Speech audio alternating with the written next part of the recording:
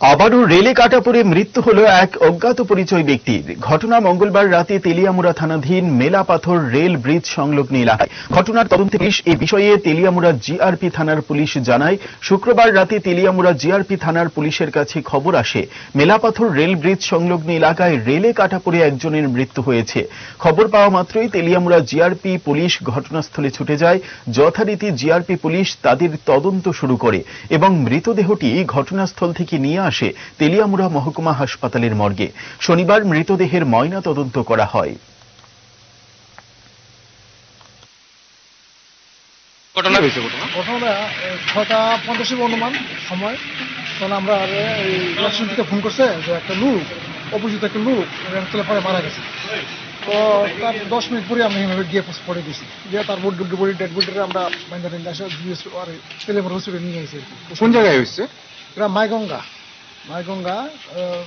নদীর কি জানি খোয়াই নদীর উপরে যে ব্রিজ আছে না, একটা ব্রিজের একটু আগে। মেলাপাথর? হ্যাঁ, মেলাপাথর। যে সুইসাইড করেছে ছেলে নাকি মেয়ে? ছেলে।